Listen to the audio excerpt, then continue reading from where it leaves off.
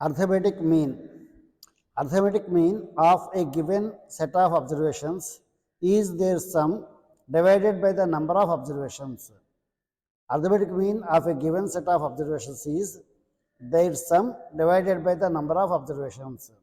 For example, the arithmetic mean of 5, 8, 10, 15, 24 and 28 is, so ఇలా కొన్ని numbers ఇచ్చి దాని అర్థమైన మీన్ కనుక్కోమంటే అవన్నీ సమ్ చేసి by total number of values వేయాలి.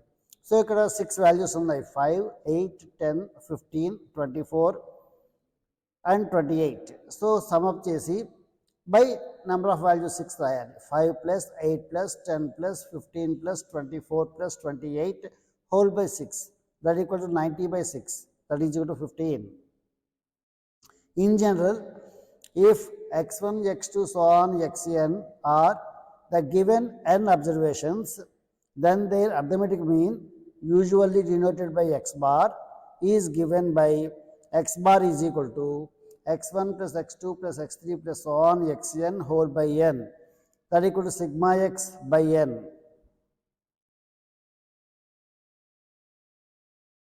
Where sigma x is the sum of the observations. So ఇది ఇండివిజువల్ డేటా ఇచ్చినప్పుడు ఈ రకంగా ఎక్స్ అన్నింటినీ యాడ్ చేసేసి బై నెంబర్ ఆఫ్ వాల్యూస్ ఎన్ని ఉన్నాయో ఆ నెంబర్ వేస్తాము. అదే ఫ్రీక్వెన్సీ డిస్ట్రిబ్యూషన్ ఉందనుకోండి, frequency distribution or discrete distribution అంటే ఎలా ఉంటుంది అంటే ఎక్స్ అండ్ ఎఫ్ వాల్యూస్ మనకి ఇస్తారు. అంటే x1 కరస్పాండింగ్గా f1, x2 కరస్పాండింగ్గా f2, x3 కరస్పాండింగ్గా f3 and so on xn కరస్పాండింగ్గా fn. So x1, x2, x3, xnలు xకి సంబంధించిన values, f1, f2, f3 so on fn corresponding frequencies.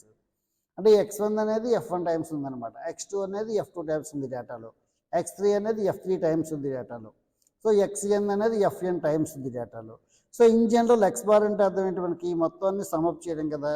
ఇక్కడ x1 అనేది f1 టైమ్స్ ఉంది కాబట్టి x1 plus అలా f1 times రాసాం, plus x2 అనేది f2 times ఉంది కాబట్టి x2 plus so on f2 times రాసాం, x3 అనేది f3 టైమ్స్ ఉంది కాబట్టి x2 plus so on f3 times రాసాం.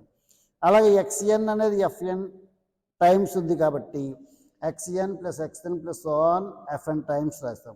అల్టిమేట్గా దీని అంతటిని మనం క్యాలిక్యులేట్ చేసి చూస్తే కనుక మనకి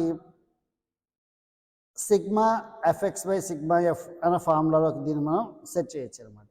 కింద f1 plus f2 plus so on fn అంటే ఏంటి, ఫ్రీక్వెన్సీస్ అన్ని యాడ్ చేయటం, దానికి క్యాపిటల్ ఎన్ అనే సింబల్తో ఇండికేట్ చేస్తాం మనం. పైన f1 x1 plus f2 x2 plus so on fn xn ఉంది కాబట్టి దీన్ని సిగ్మా f ఇంటూ ఎక్స్తో ఇండికేట్ చేస్తాం. సో అల్టిమేట్గా అర్థమెటిక్ మీన్ ఎక్స్ బార్కి ఫార్ములా ఏమైనా తీసుకోవచ్చు మనం డిస్క్రీట్ మెథడ్లో లేదా ఫ్రీక్వెన్సీ డిస్ట్రిబ్యూషన్లో sigma f into x by n లేదా sigma f into x by sigma ఎఫ్గా ఫార్ములా తీసుకోవచ్చు మనం. Where capital N is equal to sigma f, this is the total frequency. In case of continuous or grouped frequency distribution, the value of x is taken as the mid value of the corresponding class. అదే problem class interval మెథడ్లో ఇస్తే కనుక class interval యొక్క mid వాల్యూని ఎక్స్గా తీసుకుంటాం, F యాస్టీస్గా అలాగే ఉంటుంది, X into F కొత్త కాలమ్ ఇంట్రడ్యూస్ చేసుకుంటాం. అంటే మనకి క్లాస్ ఇంటర్వల్ అండ్ ఫ్రీక్వెన్సీ అనేది 2 కాలమ్స్ ఉంటాయి మనకి. మనం కొత్తగా ఏం చేయాలి, మిడ్ వాల్యూస్తో కొత్త కాలమ్ని కన్స్ట్రక్ట్ చేసుకోవాలి అండ్ మరో కాలమ్ని ఎక్స్ ఇంటూ ఎఫ్ కింద కన్స్ట్రక్ట్ చేసుకోవాలి. అది మనం కన్స్ట్రక్ట్ చేయాల్సినటువంటి వాల్యూస్ మాట అది. So steps for the computation of arithmetic mean. Multiply each value of x or the mid value of the class by the corresponding frequencies of f. ఇది ఎక్కడ individual data కాకుండా మిగిలిన 2 డిస్క్రీట్ అండ్ కంటిన్యూస్ డేటాస్కి ఇది ఉపయోగపడుతుంది అనమాట. So step 1 ఏంటి, each value of ఎక్స్ని కానీ లేదా mid value of the class interval కానీ ఎక్స్గా తీసుకుంటాం, దాని కరస్పాండింగ్ ఫ్రీక్వెన్సీతో మల్టిప్లై చేయాలి.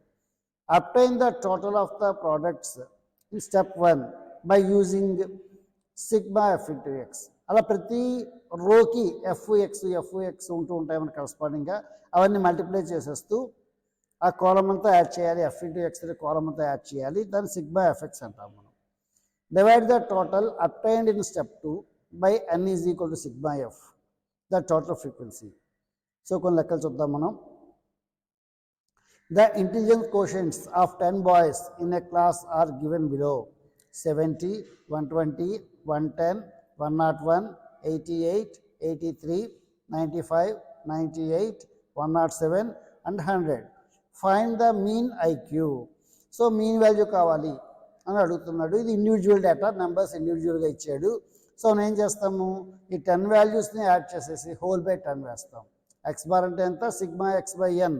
సిగ్మా ఎక్స్ అంటే ఎక్స్ అన్నిటి యాడ్ చేయటం, ఎన్ అంటే number of values. So 1/10 into అంటే 1/n into sigma x means x అన్ని యాడ్ చేస్తే 70 + 120 + 110 + 101 + 88 + 83 + 95 + 98 + 107 + 100 యాడ్ చేస్తే 972 వచ్చింది. ఎక్స్ అన్ని యాడ్ చేస్తే 972/n అంటే 10, 972/10 is 97.2. That is the mean in the individual series. Now the discrete series, the frequency distribution. The following is the frequency distribution of the number of telephone calls received in 245 successive 1-minute intervals at an exchange. Number of calls 0, 1, 2, 3, 4, 5, 6, 7 number of calls ఇచ్చాడు. అవి ఎన్ని ఫ్రీక్వెన్సీస్తో వచ్చాయి అంటే 1 minute call 21 times మాట, 0 రాని 14 అనమాట. 2 minutes calls 25. అలాగా X values ఉన్నాయి, కరస్పాండింగ్ ఫ్రీక్వెన్సీస్ ఉన్నాయి. సో మనం మీన్ వాల్యూ ఎలా కనుక్కుంటాం, ముందేం చేయాలి, ఎక్స్ వాల్యూస్ అన్నీ రాసుకోవాలి, తర్వాత ఫ్రీక్వెన్సీస్ ఎఫ్ వాల్యూస్ అన్నీ రాసుకోవాలి. ఇక్కడ ఎక్స్ వాల్యూస్ ఎంత 0, 1, 2, 3, 4, 5, 6, 7. కరస్పాండింగ్ ఫ్రీక్వెన్సీస్ ఏంటి 14, 21, 25, 43, 51, 40, 39, 12. So F into X apply చేస్తున్నాడు. 0 × 14 0, 1 × 21 21, 2 × 25 50, 3 × 43 129, 4 × 51 204, 5 × 40 200, 6 × 39 234, 7 × 12 84. సో మొత్తం ఫ్రీక్వెన్సీస్ని యాడ్ చేస్తే వచ్చేదని క్యాపిటల్ ఎన్ అంటాం, అది 245. సిగ్మా ఎఫ్ ఇంటూ ఎక్స్, ఈ ఎఫ్ ఇంటూ ఎక్స్ అనే ఈ రో అంతటిని యాడ్ చేస్తే వచ్చేది 922. So mean x bar is equal to formula ఏంటి, sigma f into x by N. So 922/245 that is 3.763. So ఇది మన ఫ్రీక్వెన్సీ మెథడ్లో. క్లాస్ ఇంటర్వల్ మెథడ్లో మీన్ వాల్యూ ఎలా కట్టాలో చూద్దాం ఇప్పుడు.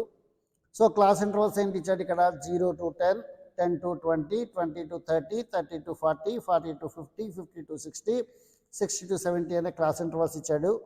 Corresponding frequencies number of students అంటున్నాడు 6, 5, 8, 15, 7, 6, 3. సో ఇలా క్లాస్ ఇంటర్వల్స్ ఉన్నాయి అండ్ ఫ్రీక్వెన్సీస్ ఉన్నాయి. సో మనం డైరెక్ట్ మెథడ్లో చేద్దాము. సో మార్క్స్ని ఒక కాలం కింద రాసుకున్నాం, 0 to 10, 10 to 20, 20 to 30, 30 to 40, 40 to 50, 50 to 60, 60 to 70 మార్క్స్ని కాలం కింద రాస్తాము. కరస్పాండింగ్ మిడ్ వాల్యూస్ తీసుకుంటున్నాం.